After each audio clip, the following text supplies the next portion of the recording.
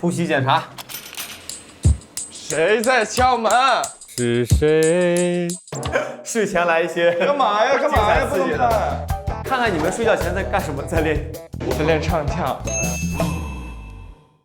其他人呢？左麦啊。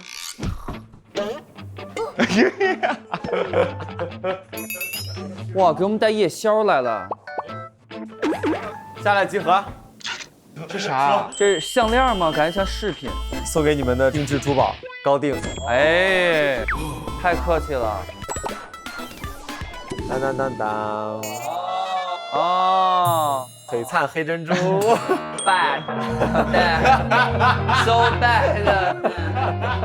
要干啥呀？啥意思啊？这个是这样，因为明天为了帮助我们的各位学员们能够更好了解大家的一个睡眠状态，现在呢，距离白天傅老师给我们定下的11点的入睡时间越来越近。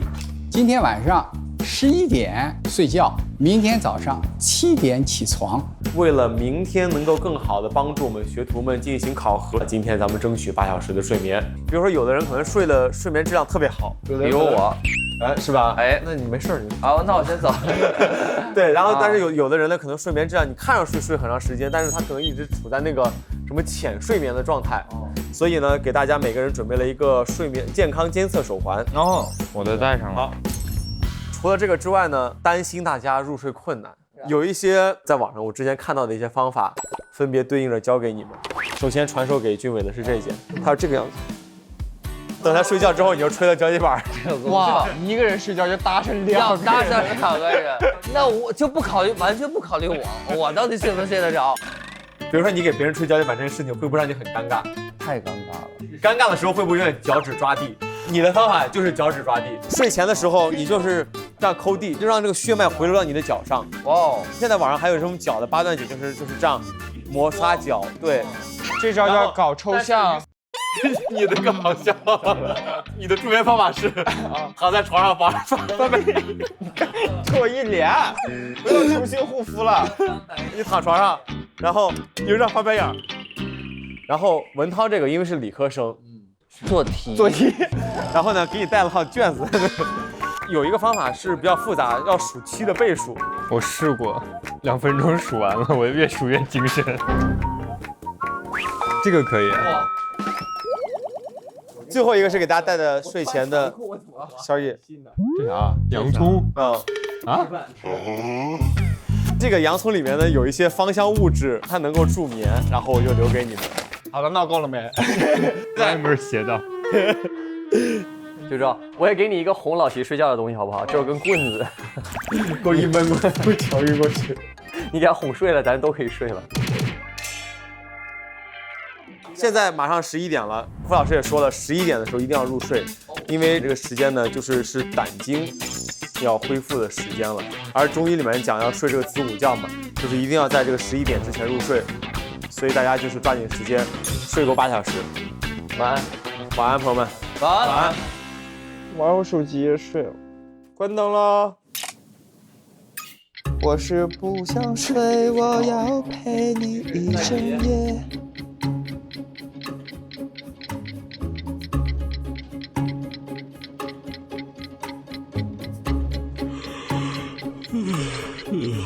好困啊！980、973、959、940。据统计，显示全国近1半人都有睡眠困扰，普遍都睡眠不足，睡眠质量差。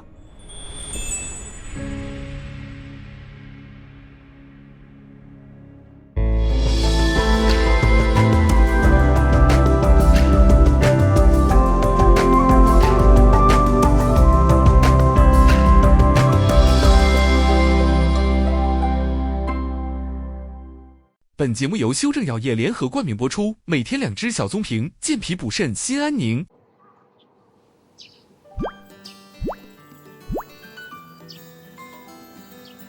消肿水今天还有吗？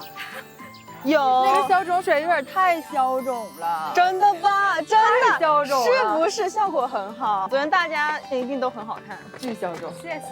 今天再烧一个。我为我静姐举大旗，看谁与他为敌。他昨天给我打败了，报仇，帮我报仇。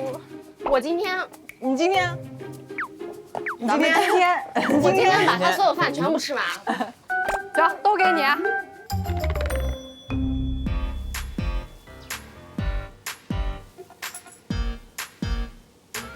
上班儿，上班儿，上班啦！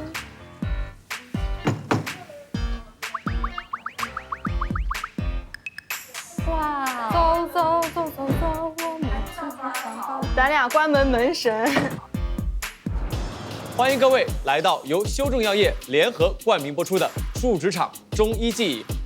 今天咱们这个看看睡得怎么样？睡得怎么样？怎么能睡得好点儿？睡得好，不愧是老北京人，老北京人这捧哏捧的，哎呀，可说呢。您猜怎么着？哎呀，沈老师已经到了。哎呀，沈老师，早啊，沈老师。对你们这个昨天睡觉啊，作为奖赏，我给你们带来一个特殊的礼物。当当当当！哎呦呦呦！哦，这是什么？哦，大家尝尝，这里面有什么？哎呀妈！哇，里面有沈老师对我们的爱。哎呀！哎呀！哎呀！还要么是主持人，要么主持人。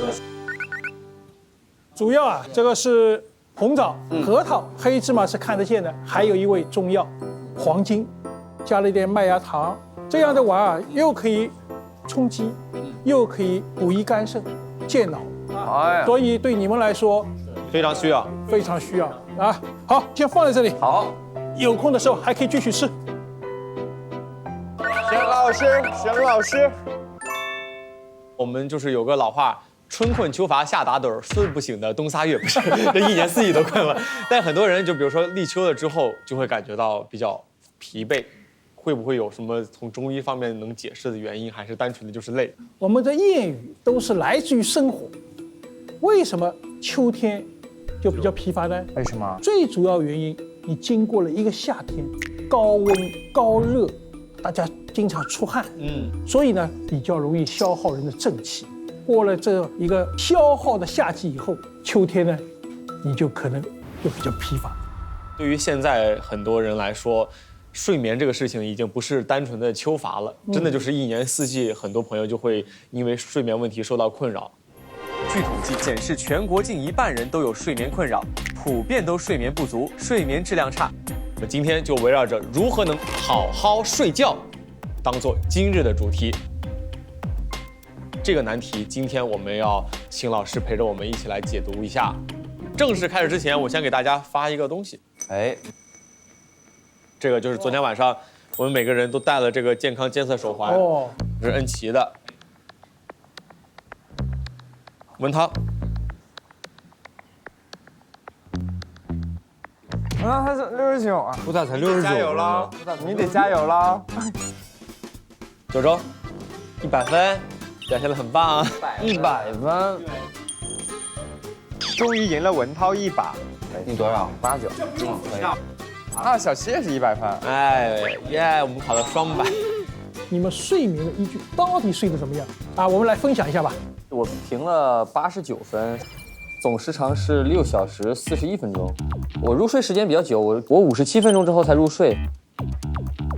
俊伟干啥呢？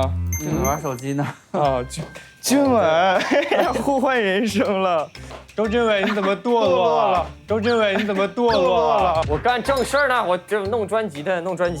你想听一下吗？我真想听哎。If you feel like home to me， 关灯了。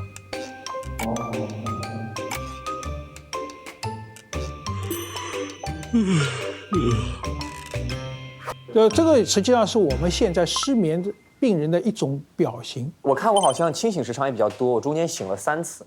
你人间清醒吗？真睡。哎呀，你怎么深睡眠只有0分钟啊？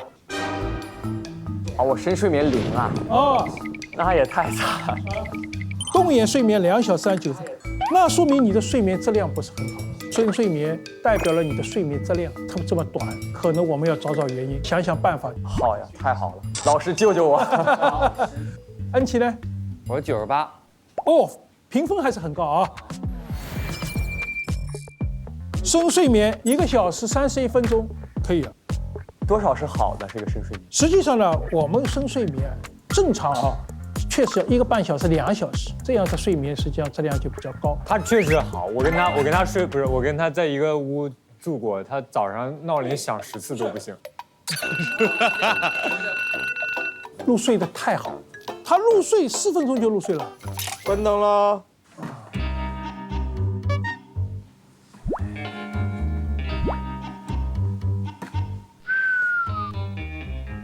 这个类似于倒头便睡啊，太让人羡慕了。见了你以后，是把人被打昏过去了。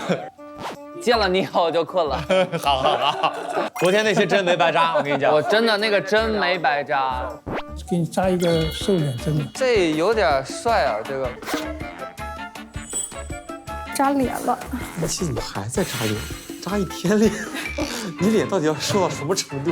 扎透了把脸。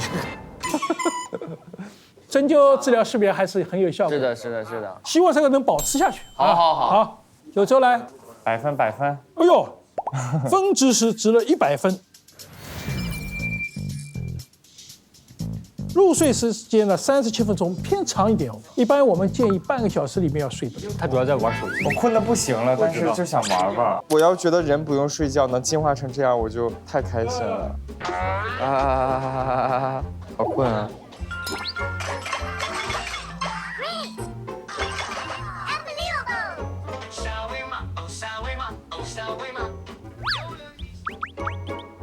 关灯了。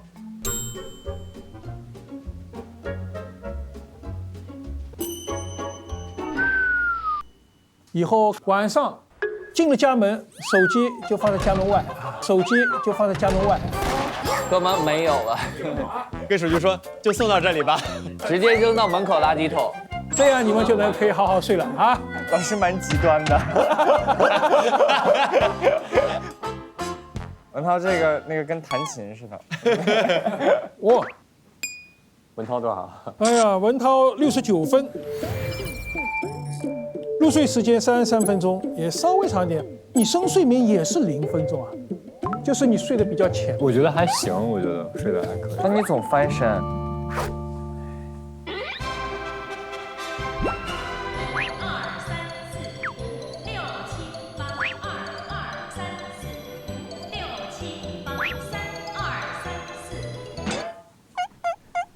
要不我那深睡更长。昨天晚上9周睡那么好，是不是因为有人陪呀？有文涛陪。我俩可以再睡2觉。怎么了你？我希望我们一直在一起啊。这可能就是你这辈子唯一一次100分的睡眠，是吧？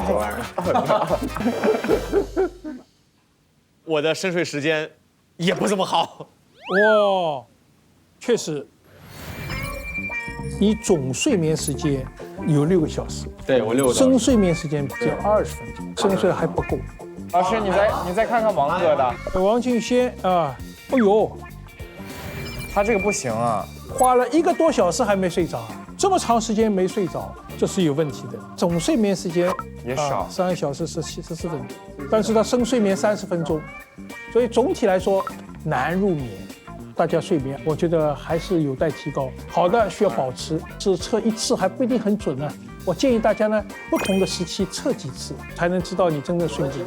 刚刚我们也已经把大家的这个数据进行了一个分析，而今天学徒们他们要围绕着咱们的睡眠情况做怎样的考核。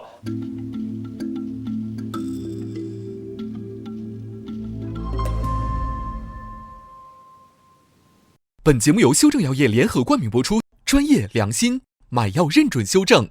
早上好 ，Hello， 老师好，早上好，各位好。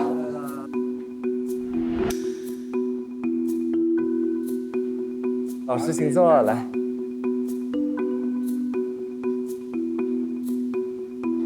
虽然大家已经认识傅老师，但是我还是得隆重介绍一下。北京中医药大学东方医院推拿理疗科主任医师、教授，首都名中医宫廷正骨第7代传人，擅长用宫廷推拿治疗失眠、焦虑症、抑郁症的傅国斌导师。傅老师，我觉得他很厉害一点，他的推拿手法应用方面非常的巧妙。因为推拿手法它其实很讲究的一个巧劲儿。傅老师在治疗失眠，用推拿的手法治失眠，就非常的文明。然后我就想，能把老师的这个思路我给偷学回来。哎，怎么样，同学们？这精神状态看来不错，睡好了吗？蛮好，还行。哎呦，太好了！一般，不太行。对，我感觉也是，有些人睡得稍微差一点点。今天我们讲睡眠，实际上我们是一起来学习失眠的治疗。不光是失眠，实际上我们就睡眠的问题，因为现在许多睡眠问题困扰着大家。受睡眠困扰的人，有些省份能够报到50%了。哦。我不信，可能更多。我希望通过我们大家的讨论，或者大家的认识，我们来去改变某些观点。所以我们今天的主题其实就是如何能好好睡觉。傅老师，我听说一个好的中医推拿导师啊，是会就是通过肩颈就可以判断出这个人他的睡眠质量好不好。对，确实是一摸摸脖子紧不紧张，硬不硬。但是呢，我呢还有另外一招。哦，是什么呢？摸头皮，大家自己先摸一摸。皱巴的。皱吧。实际上我们就摸胆经的这个位置，注意啊，摸摸它的后薄，摸摸这边，哎，稍微比一比。我摸头是什么？是被迫的。因为有些人说，哎呀，主任，我睡觉不好，我一晚上都睡不着。我看他的眼神不像，怎么来说明他睡得着呢？哎，我们发现我们治失眠的时候呢，摸着胆经这个位置呢，有点发囊，感觉发囊。囊是什么？北京话？囊的，软软的。哎，对，有点发软。所以说呢，许多说失眠的人不一定睡觉不好。摸头就是看他够不够，不囊就是不缺觉。光摸完了这个不行，来，我们还要什么？望神。对，望一下神，有没有红血丝？来，伸舌头，但它尖儿有点稍微平了点儿，涉及到睡眠。主要是一个心的问题，就神不安。一般来讲呢，在舌尖儿不太明显了，有点钝。再有一个呢，舌尖儿凸起一块了，凸起。对，或者说在膻中那个位置呢，稍微有点凹陷。哦，膻中。不是膻中穴上，是舌头的膻中，中间在一起。哎，对，就在这个位置有稍微有点凹陷。好。总体来讲看还可以，伸舌头，稍微差一点没事儿。你看他舌尖稍微有点红，他是临时的啊，这种火是临时的，没事儿。像那个失眠的病人呀，他往往是特别的囊，你们稍微有一点点，这说明晚上可能辗转反侧时间稍微长了点。这不是今天要考试了吗？好准。谢谢老师，谢谢老师。接下来公布考核内容。今天的考核规则啊有所不同。我和小齐也会作为样本供大家学习，所以学徒们今天将和6位助力团成员形成1对1的绑定关系，对助力团全权负责。考核内容为看诊加实操2个方面。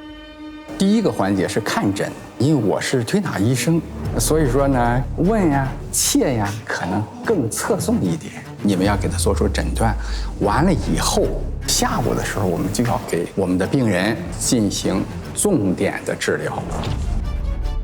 下午考的时候，咱们要有效，要观察他的睡眠效果。注意啊，你治完了以后他要睡，我们推拿能让人入眠，这是我们的强项。所以我希望大家能掌握立竿见影，行不行？好。压力实际上我们是一环一环的。上午看诊，我们将2两一组进行，每组2位学徒互为对手。表现更好的学徒在下午实操诊疗中会有一定优势。本次的分组和昨日考核有关，我们昨天的第1名是益母草。好，那么问一下其他选手，有谁想要成为他的对手？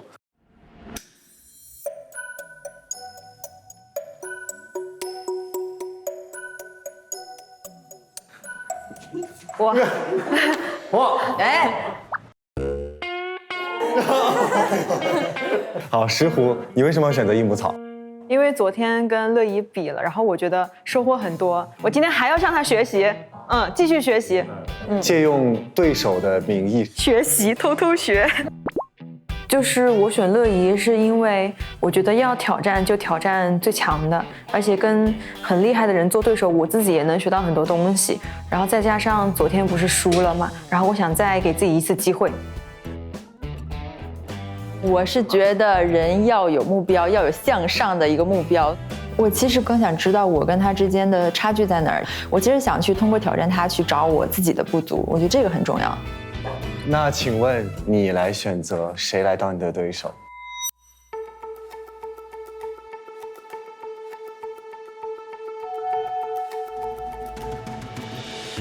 那我选眼镜吧，因为就是其实昨天那样分组，本来我是很想跟他一队的，我也很想跟他一队，两个队长一队是吧？对，然后但是后面想的还是说下午比拼一下，想要相互学习、相互成长。没想到，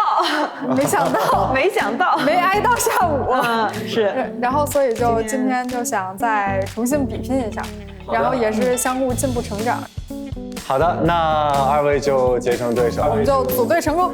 组队成功嘞！好，组队成功，也对抗也是对。好的，那我们第一组就已经分完了，然后一会儿就由第一组先行考核，现在就开始了啊！我又是马上考，我昨天就是马上考。再次提醒一下大家啊，上午跟诊考核中表现更好的学徒，将会在下午的考核中获得一些优势，所以大家一定要全力以赴。加油！加油！我已经，我们两个手已经在出汗了，不行了，我手现在哇凉，今天压力太大了，松弛不了。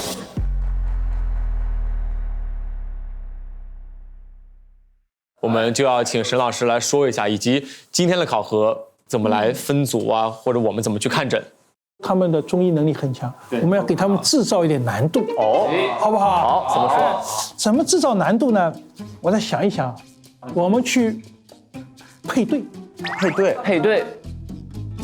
小周啊，你睡不着；有周呢，你不想睡，所以咱俩是一对。你们两个配个对，好不好？来吧，牵手成功，来走。九州，快点走啊，你们！千万啊，上去的时候，你们不要自己表现出来。好，让他们来猜，要让他们自己来给你诊断出。听一听学徒们怎么来给你们做解答。走吧。我给大家咱演示一下睡眠仪式啊。通过我这个仪式，告诉我的身体，告诉我们的大脑该休息了。一般来洗刷完毕了，躺在床上，先推心经，我们就推这一段心经。实际你就闭着眼睛，慢慢的推，到这个神门这块稍微一停顿。实际上我们通过推心经，我们关上神门，大约10到20下。完了以后，搓你的手掌，就2个掌心对着搓。搓到什么程度呢？就是你的掌心热了，轻的。完了以后，放到眼睛上，热乎乎的，眼皮放松，眼珠放松，松。可能有部分人就睡着了。没睡着的呢，我们还有下边动作。有了一个手，轻轻的敷，敷一会儿，可能有一部分人又睡着了。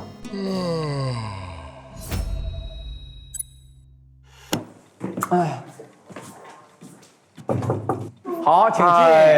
这2名患者挂号了吗？不是义诊吗？明白了。好的，请坐。老师好。你好，太高兴了，见了帅哥。好，傅老师，你好。哇，你们俩一黑一白，可以。那请2位先行挑选。那我就要不就近吧。可以，好，来，选周周，可以。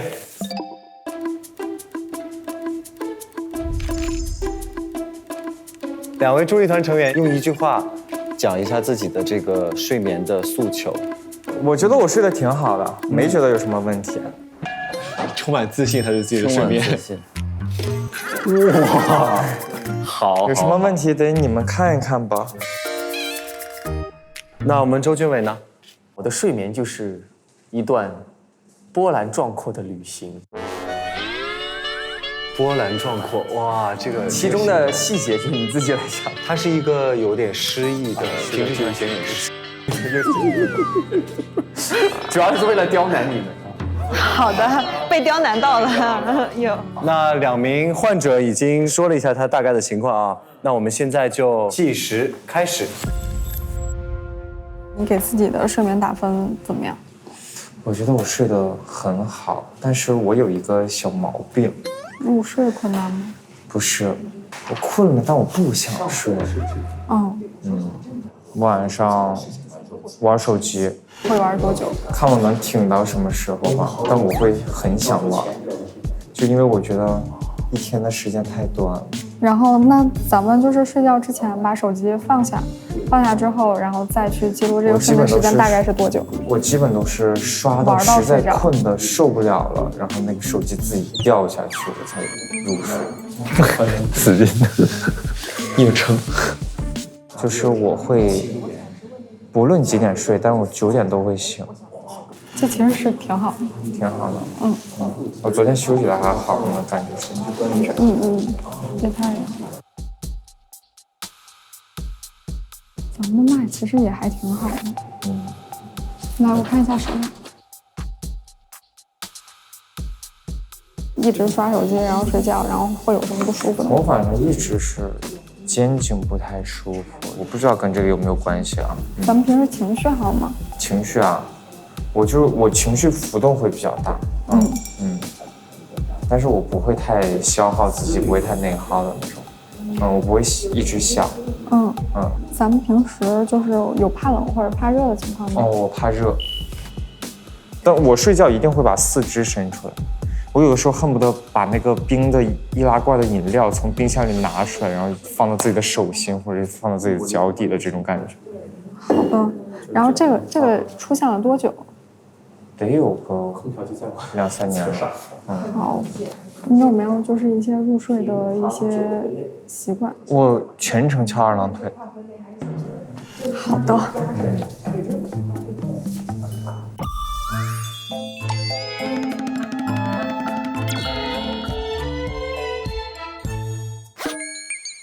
再看一下手。有一点脊柱侧弯吗？有一点。哇塞，能看出脊柱侧弯，还没摸过腰。我也有点脊柱侧弯，一般人都有，翘2郎腿就会。昨天我在那躺着，还跟我说我长短腿，我也会有一点，我也会，我耳朵一上一下呢，还，我这耳朵高点，整个人就斜着长。没有人是特别标准的。你会胸闷心悸吗？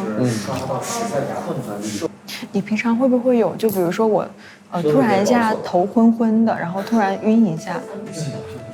还好。因为我看的你这就是有一点点肝阴不足，那阴不足它容易，比如说半夜偶尔会盗汗，然后手掌心容易出汗。你最近肠胃不好？我一向肠胃不好。一向肠胃不好，然后您是不是有鼻炎还是咽炎？来，您的舌头伸长，我看看好吗？您昨天是不是睡得吹到风了？我离空调比较近。对，您的那个舌头稍微有一点点感觉，吹到风了。然后我现在给您按一下头，可以吗？按一下就按。我手我搓一下。没事。有点凉，我的手。没事。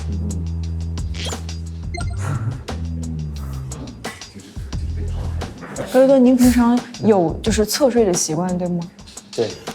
您是不是就是平躺的可能睡不太着啊？平躺久了会累，我习惯性的就是翻着睡，就是我不会是一个睡姿，翻来翻去，它不会是一个睡姿睡很久。眼镜通过诊断把我的问题基本都诊断出来了，包括通过舌象看出来。我昨天睡觉靠近空调，有吹风情况。时间到，我们先请益母草来进行汇报。首先就是它的这个报告上面虽然写的是100分，但是还是会出现一些问题。它的总睡眠是7个小时21分钟，但是它实际睡眠的时间是晚于11点的，它实际的睡眠时间是23点51。然后它的一个睡觉的习惯是玩手机，然后直到玩到就是非常困的时候才进行入睡。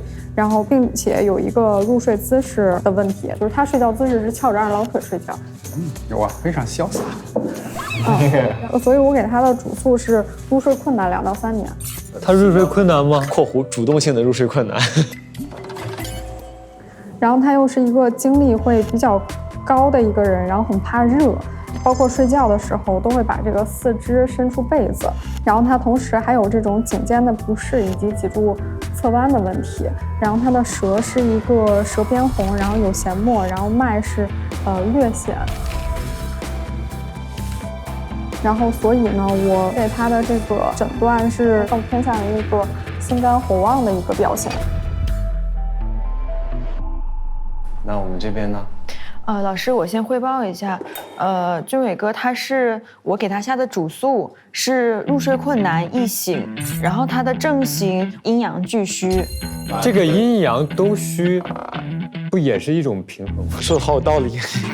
然后他的病因病机，我最终下的是心神暗耗。首先，他现在有一个胸闷心悸的情况，然后还有他如果说他要生气的话，是来得快走得也快，然后他还有一个咽炎、肠胃不好，包括多思多虑。他的舌体是中间脾胃那一块它是有暗的，而且它整体的舌体偏瘦，它也是对应了我前面说的一个阴虚的症状。我观察到。俊伟哥的嘴巴是有一点点干涩起皮的，然后也是对应的一个阴虚的症状。他整体脉诊偏细，带一点点弦，但是他的左寸独大，整体是有力的，因为这里是后心，就是所以我第一反应就是他的心神用的很多。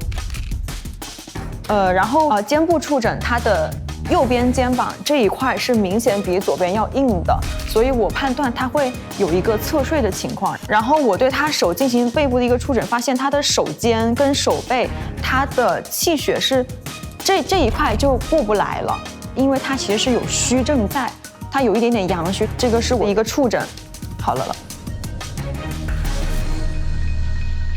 好的，两人都很认真啊。好嘞，咱先点评一下。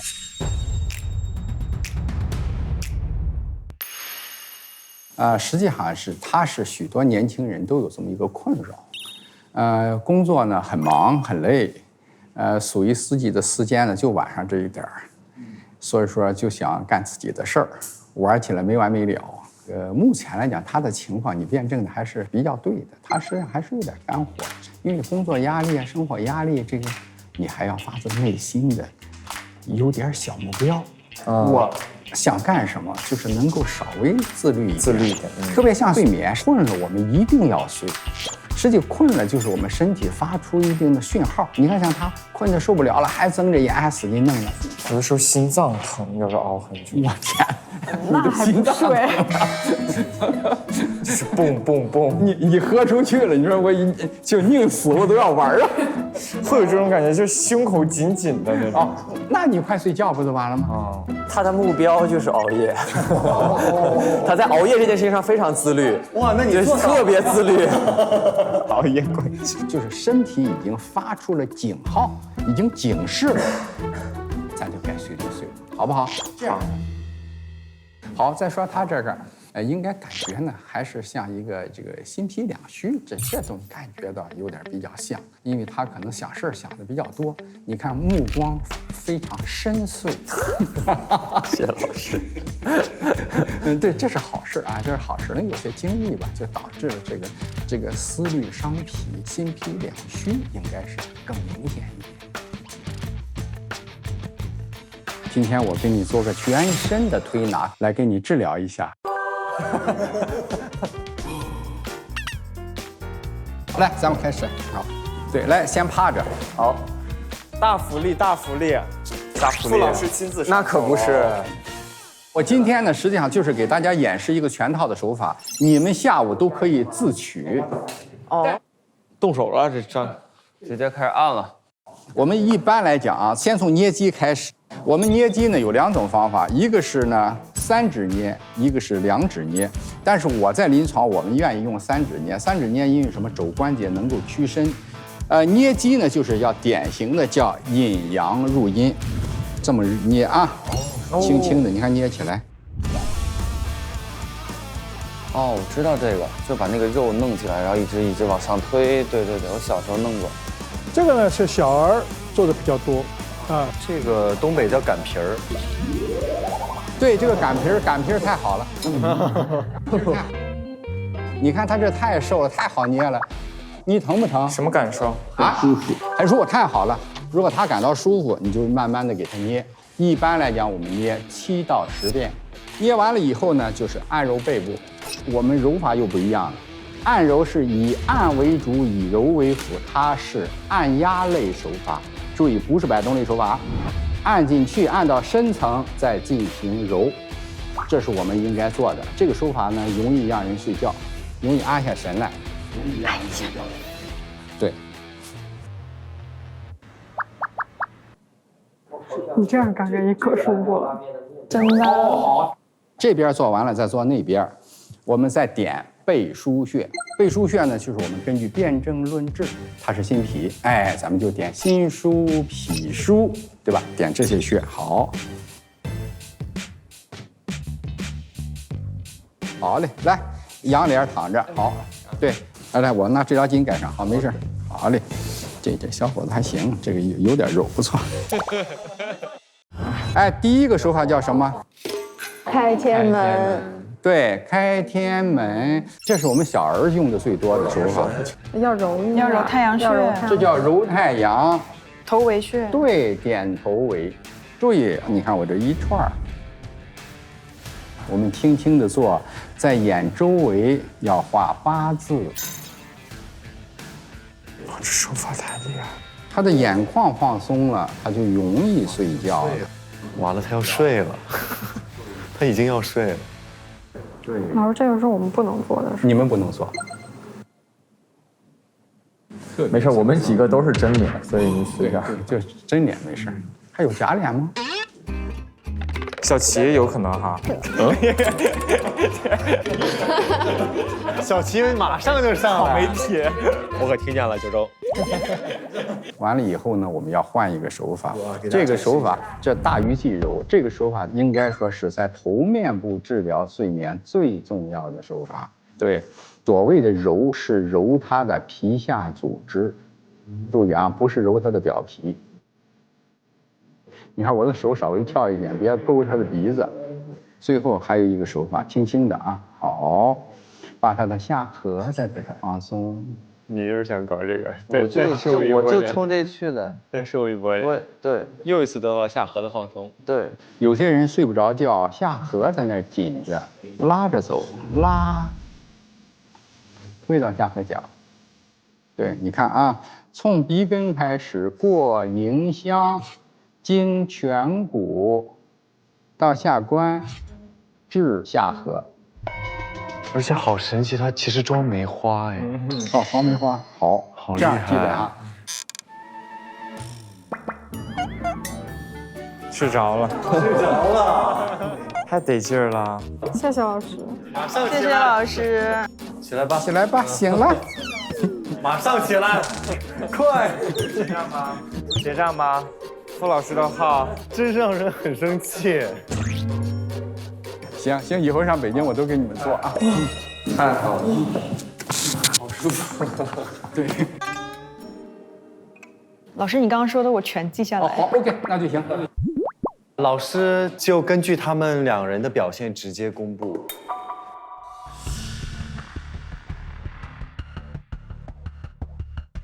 从问诊都很精彩，很不错。那实际上你们俩各有特色。但是相比较而言，应该说益母草同学更胜一筹，更好一点。好，谢谢老师。整体他们2个人的表现都是非常不错的。相对来说，赵乐怡同学在诊断病因判断还是准确的，李延静同学在诊断病因可能稍微有点偏差，所以相对来说，赵乐怡同学获胜。可以，精彩2位，精彩，很棒。那你们俩就下去吧，非常感谢贵子啊，你俩做的非常棒。再见，下午见，谢谢啊，下午见，下午见，很棒，很棒。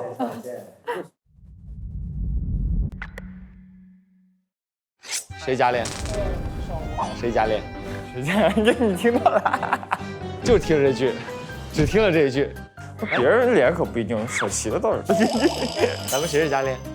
我是加练。说坏话都能被顶。他都要冲上去了，我们给拦着。我能冲上去吓他一下，然后下来吗？我就说，我说他们又不是没有耳返。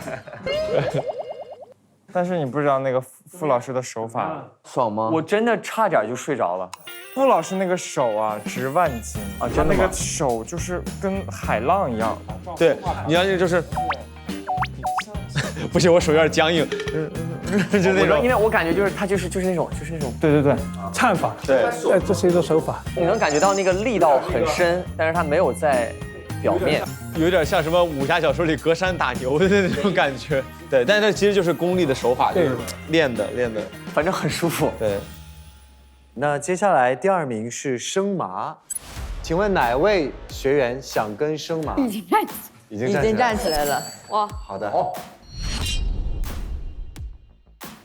哎，我还蛮好奇，急性子为什么选择生麻嘞？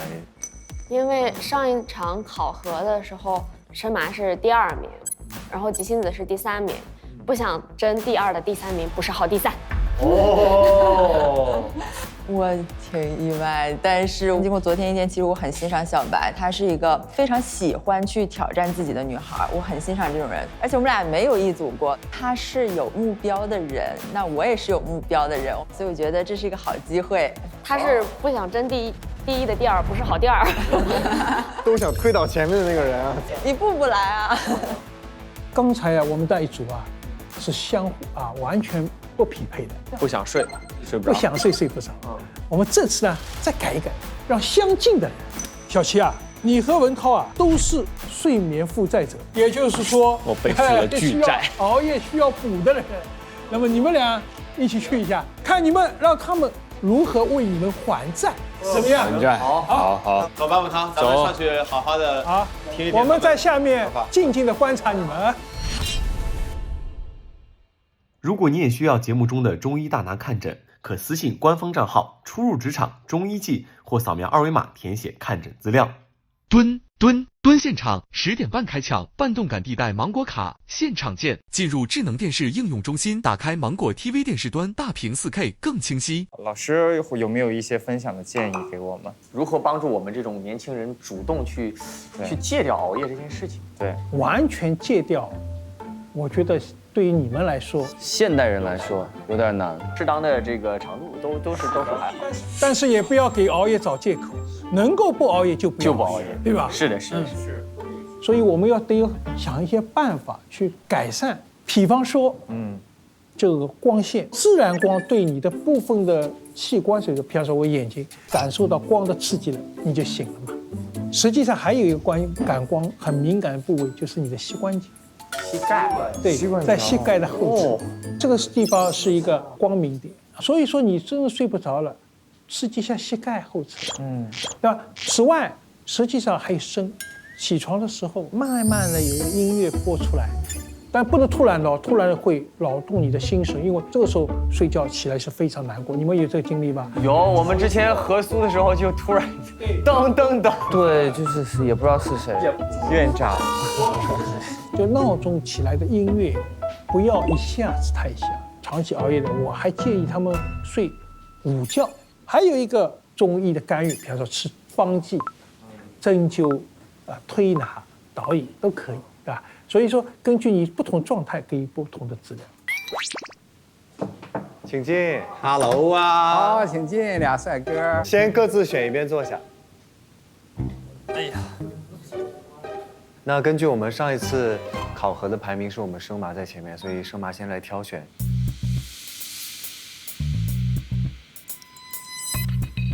我先写记得了。好，哎，来。第一天的考核里，其实对前4位患者有了一个大概的阵型判断，想说，能不能去调整一下我的这个心态，或者我有没有什么提高，所以我就选择了一个我没有看过的病人，然后去对他进行一个判断，就是想挑战一下自己。那边老患者了，昨天也是他俩看。对，我昨天也是我们俩。那这边就自动归为一组啊。2位助力团成员先用1句话简单描述一下自己的睡眠的主诉情况。我因为工作的原因，长期就处在一个很不规律的睡眠作息当中，且在这个不规律的过程里面，睡眠时长还不够。第2天醒过来的时候，也是大脑就会很昏沉，然后你就是很难调动起来。你哪怕有中间可能有个2、3天的休息，感觉觉是睡够了，但是又感觉没办法恢复到一个所谓更好的那个状态当中来。在这种情况下，我如何能够尽可能的调理自己的身体，然后尽可能的去在哪方面能够注意一下、恢复一下？平时我的作息是比较规律的，但是因为工作性质的原因，有的时候会不可避免的去熬夜，比如说工作到1、2点，有的时候会，然后甚至有个别的节目可能会录到更晚。那这种情况下，打破了那个规律之后，可能就是会更难以去入睡，睡眠质量不好，然后中间又容易醒，然后梦也变多了。而且我是那种可能自己有了一个生物钟之后，哪怕我4、5点睡，我9点自然醒了，想多睡也睡不了。这个状态会持续2、3天，就是一直没什么精神。老师经常熬夜会有什么危害呢？你1天1夜不睡觉，你一定会发生口气。你长期不睡觉，你肯定代谢问题，所以你人体排毒的机能就会下降。因为我们说肝肾排毒啊，是它肝就是在半夜，它排不了毒，那毒怎么都要靠你肌肤排嘛。所以你的皮肤就会暗沉，对吧？眼睛也会就迷茫啊，看上去就是没有精神，精神圈长斑，其实熬夜。接下来呢，你就会这个很多代谢产物不能通过内脏排，就通过你皮肤排，你就会有味道。所以熬夜是会让人变体味的。得做香宝宝。少熬夜哈，少熬夜，提高代谢。所以说，人家说睡美人，睡美人，有道理的。是的，对吧？睡好了就美。多睡一个，你的皮肤一定会好，因为代谢掉了。第二，睡的时间久了以后，你吃的肯定比别人少。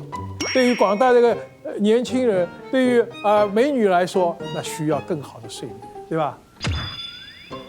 我们这边还是计时，有10分钟啊，2名学员同时看诊。准备好了啊！来计时开始。您感觉这个清醒的时长有半个小时吗？应该没有。没有，入睡用33，半个小时。我确实有这个入睡比较困难的这个情况。对，可能我是因为睡前吃了点东西，吃了点水果嘛。然后我是那种吃水果之后会胃不舒服，我就想吃点别的，我就睡前我又吃了2块炸鸡。吃多会睡不着。刚睡着那会儿，我感觉我肚子里还是有食物啊。对，就是还是有胃肠有负担。睡前有没有什么习惯？比如说玩手机呀？我需要就是安静和那个光线完全是没有的这种状态，就可能如果比较亮或者有声音就很难睡着。那觉得自己的这个精神状态有没有感觉最近压力比较大呀？因为反正多多少少这些工作上什么一些事情会偶尔吧，会有一些压力。二便呢？有点拉肚子。然后摸脉吧，舌头。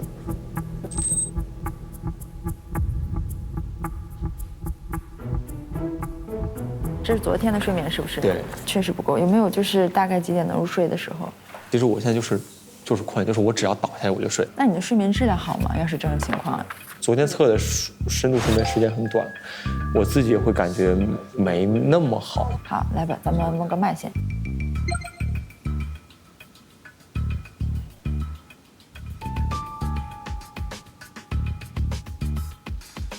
那有没有就是很爱口渴，感觉嗓子干，嘴巴干。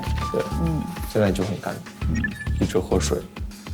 肌肉有酸痛、僵硬的感觉吗？背部会比较背部明显。具体有哪个段吗？或者来我给您看一下。这。或者我帮您出个诊。有一点腰椎侧弯，平时坐姿不太好，是不是？对，我之前去做康复训练的时候，那个康复师也跟我说过。是的，然后大概哪里疼？对，这里就是会。摸到他右手的脉的时候，其实他的脾脉的搏动感也是很强的，硬直感很明显。所以一般脾主肌肉，在临床上常见的就是会出现一些肌肉的僵硬。那然后我也去相对应给他进行了触诊确诊了，那其实就是在中上角部位。然后那饮食情况怎么样？我只要一工作的话，基本上就没什么太大食欲。没有饥饿感？饥饿感会有，但就是不想吃。对，就没太大饥饿，或者是吃也吃不多。对。但工作的时候就会有食欲。服了。大部分都是跟那个情绪和压力有关，我感觉你那这样，你先汇报吧，因为你边汇报我边看着他，好不好？好。咱先看你。患者自述，上午的话就是这个精神头就不好，情绪呢，工作的压力比较大。患者有这个强直的基础疾病以及过敏，进食深了之后他有点拉肚子。而我的自己的一个分析是，一个是患者的这个舌脉，患者的舌边尖比较红，对应着一个心肝的心火也有点，他有点焦虑。脾胃为气血生化之源，它上疏于心，奋心化之为血，它这个心血也有点亏，因为它脾胃气血生化不足之后，上身心血有点虚，所以我认为患者是一个主要矛盾是心脾两虚，然后次要的话有一个心胆气虚。你电是心脾是吧？你耗上了肾脉了没有？阳虚还是比较沉的。感觉起来水宏大，你看再往深一看，对，不到，就是变细变弱。对，他的辩证应该病位更往下一点。昨天你不是给他辩了吗？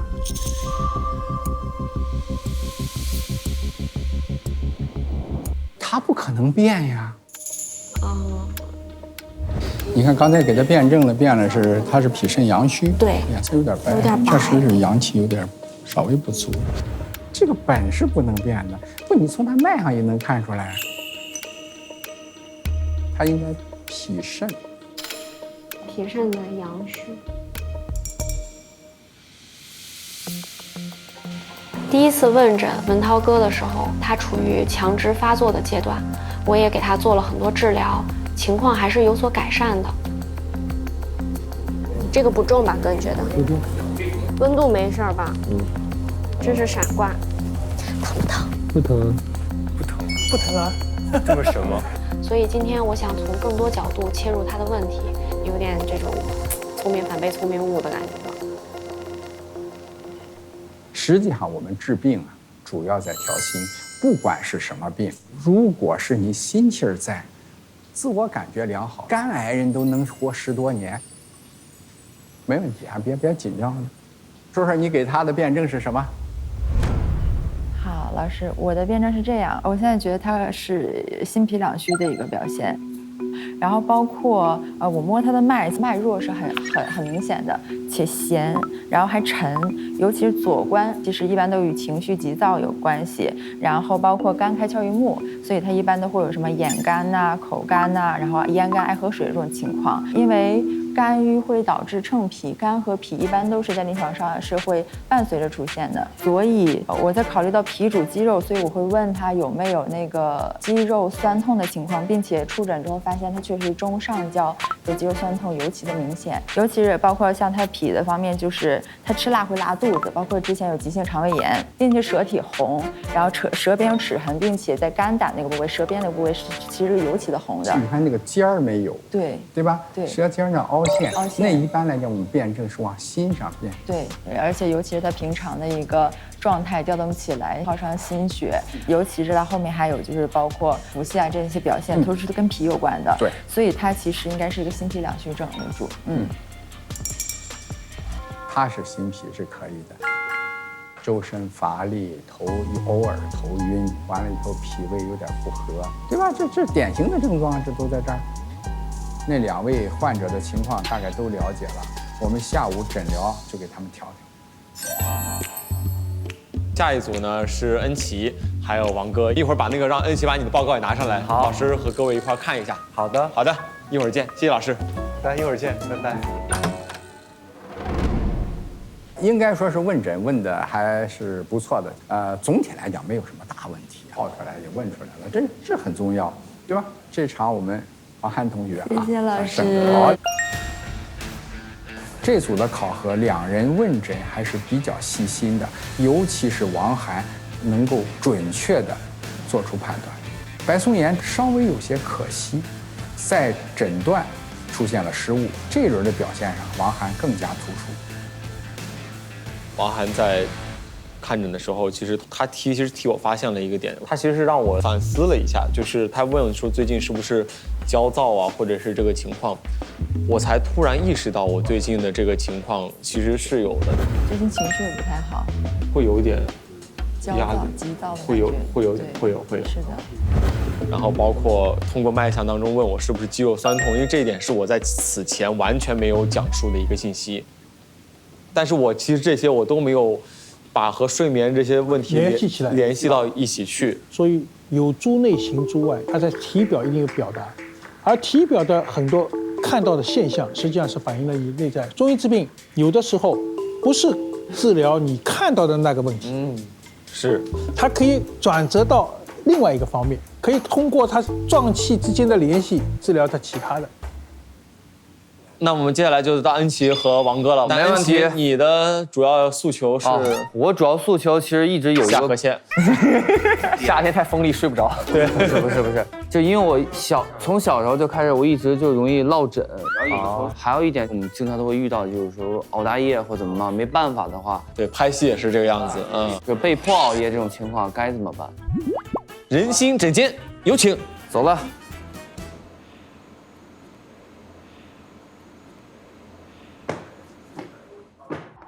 接下来最后2位就自动成组。你们意外就是选到彼此吗？对。如果让你来挑选，你会挑选谁来进行比赛？李延静同学。哦。为什么？因为虽然就是跟他合作了5次了。然后呢，就是对他的了解会更加深刻嘛，知根知底一点。对，会更加熟悉一些。那雪莲呢？其实我觉得我在座的跟任何人学，其实都不意外，都有我能学的地方。在我这里感觉大家都很厉害，对我来说都是挑战，就勇敢去面对吧。哎，恩琪来了。哎，来了，我把你的这个报告也给你了，拿来了是吧？好，老师。我们先把那个报告扣起来啊，扣起来，先让他们猜一猜。我们俩当中其实有一个是睡神，就是可能随时随地你只要躺下马上就能睡。随地大小睡。随地大小睡，这个床我躺上去马上睡。你们可以先猜一猜谁是睡神。对，包睡的。我来看一下你的眼睛。还是有点血丝的。所以大家觉得我们谁是睡神？哎，我一直在这眼睛都睁不开，你们说他是睡神。4分钟就入的睡了，哇，太神了。好的，那按照排名来讲的话，应该是雪莲先挑。那我就挑恩琪哥吧。好，那我这边就是跟猫爪草啊。先来主诉一下自己睡眠的问题，你先来吧。我其实特别容易落枕，跟枕头没关系，我试过那种睡眠枕也容易落枕。然后第2点，因为工作原因经常可能需要熬夜，然后这种被迫熬夜，然后应该怎么尽可能的调理一下，主要这2点。我的睡眠情况非常的复杂，哎，来了。我是平时也是很注重养生的。所以关于睡眠的重要性，我觉得比我周围的人都清楚。但是我是控制不住自己的睡眠。比如说睡之前，我会进行冥想，然后可能提前1个小时不碰手机，然后点香、泡脚等等一系列的方式我都会做。等到我躺在床上那一瞬间，我就会先把一整天发生的事情在脑袋里过一遍。第二天可能会发生的事情在脑袋里过一遍，第二天可能会遇到的人，可能遇到的人之后说的话在脑袋里过一遍，然后未来1个月之后可能有巡演或者专辑的这些事儿在脑袋里过一遍，过完之后突然想到，哎，好像有个点子不错，立刻起来把它记下来，好像1年前有一句话说错了，再起来懊悔一下，然后再躺下。所以睡眠对于我来讲是一个比较大的问题，很难的题啊。好。接下来我们就把这个资料交给他们，然后让他们来看诊吧。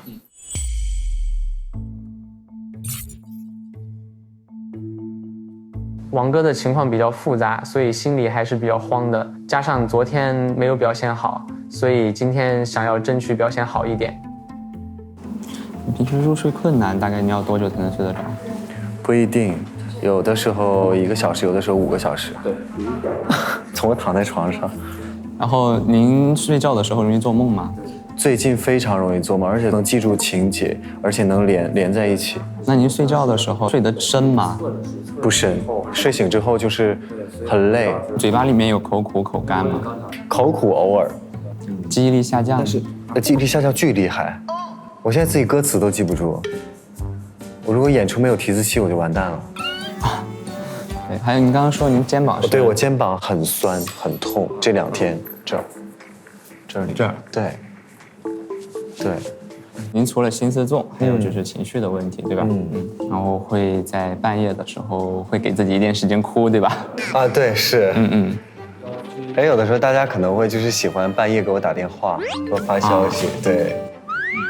但是其实我是很乐于做这件事情，就是入睡前我就是哎太好了啊，哎今天又没有白活一天，帮助到别人，对，然后就松一口气的感觉。你是个暖男啊，这很照顾别人情绪。太好了，我太喜欢这个节目了。免费看诊。对。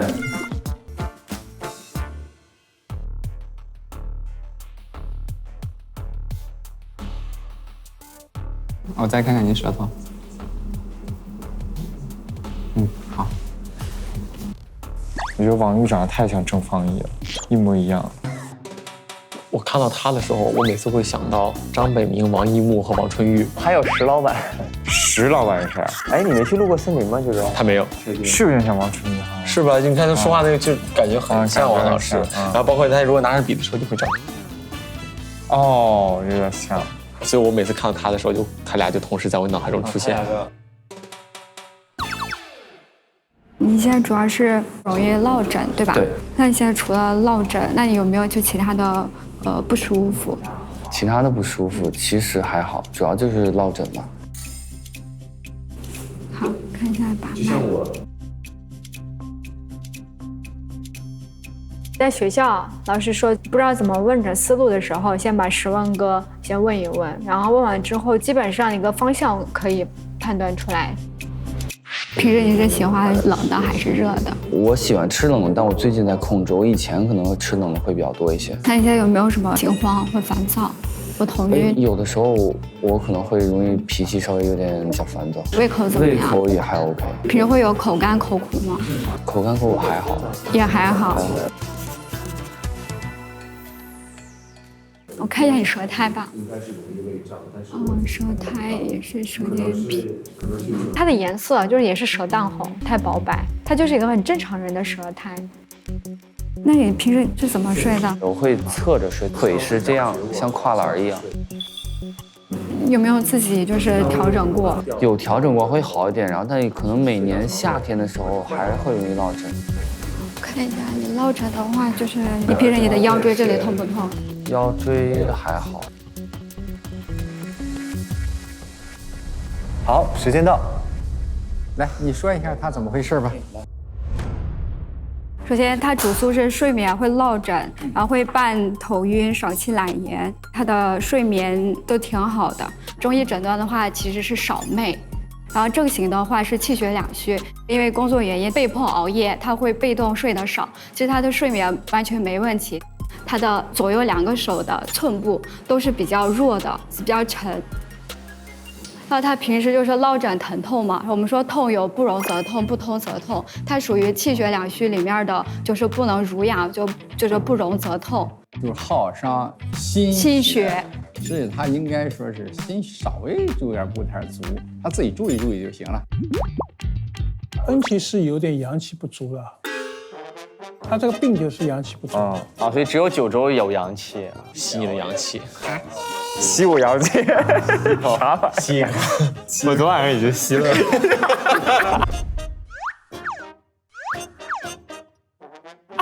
好吓人，好吓人！哎，你吸完了，人家还100分，然后你才69。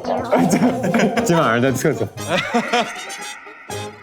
说说他的落枕吧，哪还有老落枕呀？刚才你问了，我看说枕头就说没问题，那就是睡姿问题。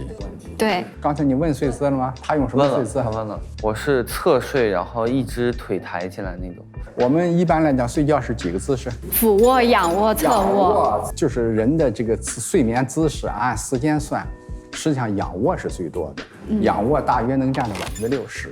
侧卧呢是35%，俯卧是5%，但是随着现在年轻人睡觉越来越自由，越来越奔放，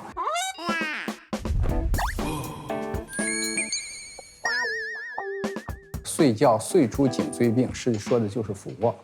俯卧是我们坚决反对的。就是给一些建议，就推拿手法就非常的有效。然后你的睡觉的姿势一定要注意。好的，时间到，那接下来是这边。老师好，这位患者呢，他主诉是入睡困难，他入睡时间大概要1到5小时才能够正常的入睡。患者自己也说了，他是心思思虑过重，然后容易替别人着想，忧思丧脾。看他的脉象呢，普遍是一个比较细滑，然后他的左手的脉象呢还是比较弦的。他的舌边尖呢是比较红的，苔有点薄黄，舌边两边有弦沫，还有我们说的这个肝郁线。我给他的诊断呢是不寐病，症型呢我觉得是阴虚加上有痰热扰心导致的不寐。他入睡困难是因为他阴虚阳不能入于阴，再加上他自己肝郁气滞，思虑过重，然后容易气郁化火，耗伤肝阴。肝肾同源，肝阴肾阴都会有所耗伤，所以说，肾有足骨生髓，他的记忆力下降就非常明显。在情绪方面也是肝郁气滞了以后容易客犯脾土，再加上他有这个肩膀疼痛的这个症状呢，我们可以点揉肩颈、风池、胆经的这些穴位啊，我们也可以双手交叉放在关元的这个地方，轻轻的摩揉自己的腹部，也可以从巨阙这里往下推，引火归元。它可以帮你运化这些痰浊。我的汇报大概就是这些。好，这个应该是脾虚的症状比较明显，但它脾虚是因为什么造成的呢？它是因为他的情绪问题，肝木克犯了脾土。对，应该是情绪。当然，脾本身就虚，再加上肝郁又伤了脾。你想想，他每天晚上睡觉前能想5个小时的事儿。前多少年呢？说错了一句话都能想起来，对他就是有点焦虑了都。我应该见到你就先跪下，我焦虑，那个就是我。对，他是一个焦虑的人，他现在应该警醒，实际不是药物的问题，而是你自己去改变自己。谢谢傅老师，老师就根据他们2人的表现直接公布。总体来讲，2人表现都不错，但是本轮获胜的是下午的实操考核，大家要用推拿手法辅助的助眠方法，让助力团入睡。我们推拿能让人入眠，这是我们的强项。我的强，9周是过敏。这个话能拿走吗？别管，别跟人说话。对不起。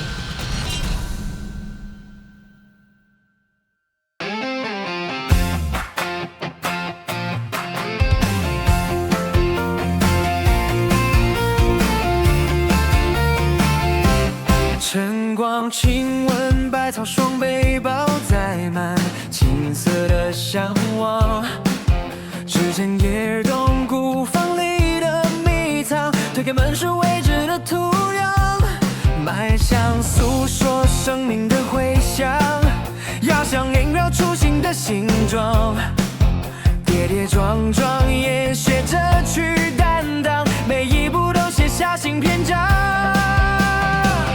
汗水浇灌稚嫩的梦想，古老智慧在指尖发烫，不问路障，只问心之所向。青春远志也都当归。更多精彩内容尽在新浪娱乐微博综艺、新浪综艺。上微博搜索节目官方话题“初入职场中医季”，解锁更多潮养生活秘籍。上微博带话题“初入职场中医季”发博讨论，共同见证中医新生代的力量。上百度 App 搜索话题“初入职场中医季”，一起参与话题讨论。特别合作映客直播。